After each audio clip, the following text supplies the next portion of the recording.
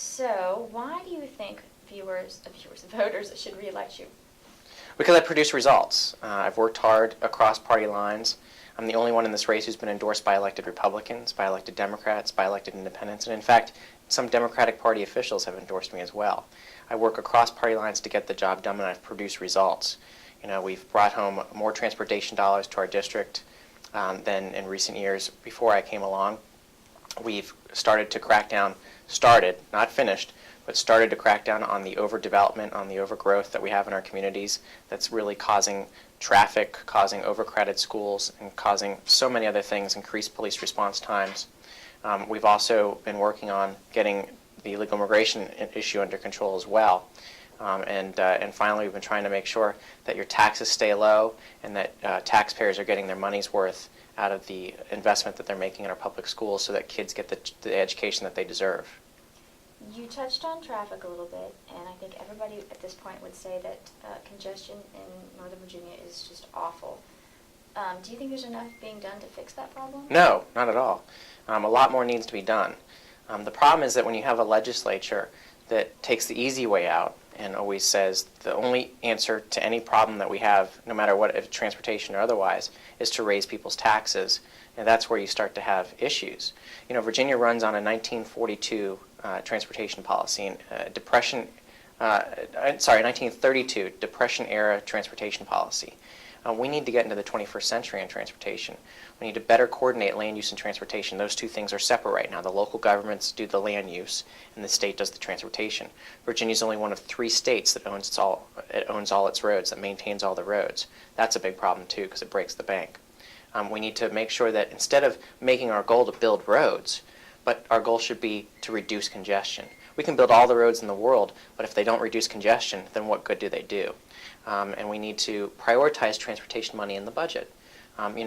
People and families, small businesses every day, they sit around their tables and they make very tough decisions on what they're going to do with limited resources. The politicians in Richmond, and I guess I'm one of them, but I've been fighting to make sure that we prioritize the resources the way that the people want them prioritized, not the way that the special interests want them prioritized.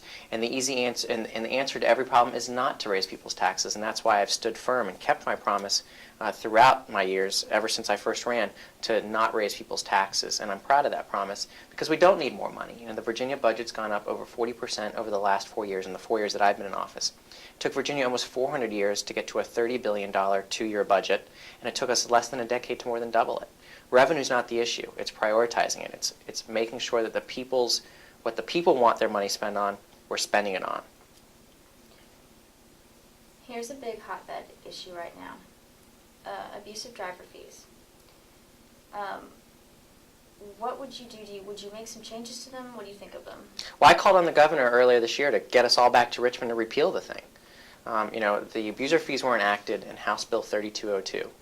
That's the massive transportation bill that passed this year by the Republican legislature and signed by the Democratic governor.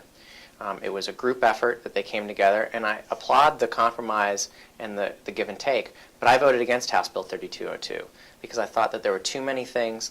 I thought the bad outweighed the good. The bad included these abuser fees. Again, I voted no every time I had an opportunity to vote on it. They also included an unelected, unaccountable regional taxing authority, a group of people that aren't elected to a body to come together and can vote to raise your taxes. And that's taxation without representation, and I thought that was really bad. So I voted no on House Bill 3202, the law that created these abuser fees. My opponent, on the other hand, he's decided that there was a good, as I said earlier, it was a compromise, and he thinks it was a good compromise. He says that there was more good than bad, and therefore he would have voted for the House Bill 3202, he says, on the Chamber of Commerce survey that he's filled out, and therefore he would have voted in favor of the abuser fees. Do you believe that Virginia has an immigration problem, and if you do, what do you think can be done locally about it? We have a huge illegal immigration problem, and it's important to differentiate between legal immigration and illegal immigration. My mother came here as an immigrant. She became a citizen in 1984.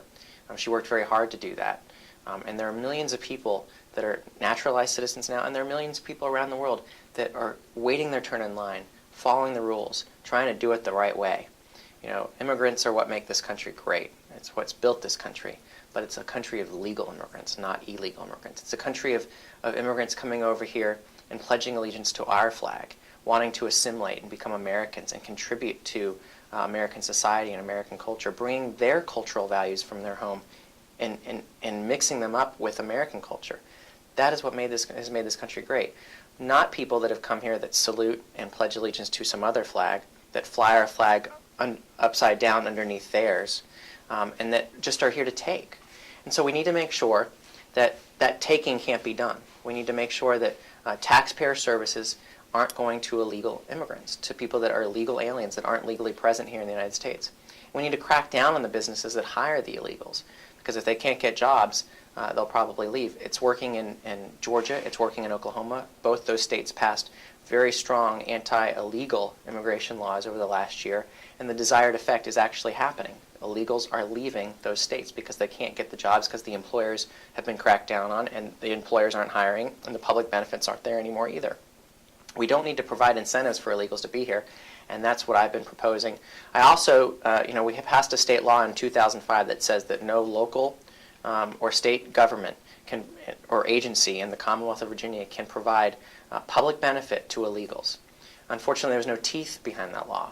And so what I propose now to do is to put some teeth in that and say, if you are a local government in Virginia and you're providing, and you have not implemented the provisions of this 2005 law, then you're considered a sanctuary county, city, or town, and we're not going to therefore provide any more state funding to your locality until you implement that law. So the last question would be, in a minute or less, I know there's a ton of things on your platform, but what is your top goal? What's the most important thing right now? The most important thing right now, there are two things: transportation and immigration. Very simple.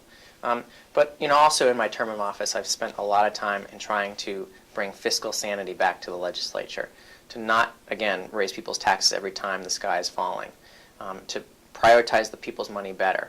And I think that those two things will get us closer to but making improvements, alleviating our traffic problems, because we'll have more resources available in the state budget to put towards transportation. We need to get growth and development under control. We absolutely need to make sure that we coordinate better land use and transportation. And as we just discussed, we absolutely need to get a hold of this illegal immigration issue, because it's just like growth and development. Illegal immigration is seeping into every piece of our quality of life.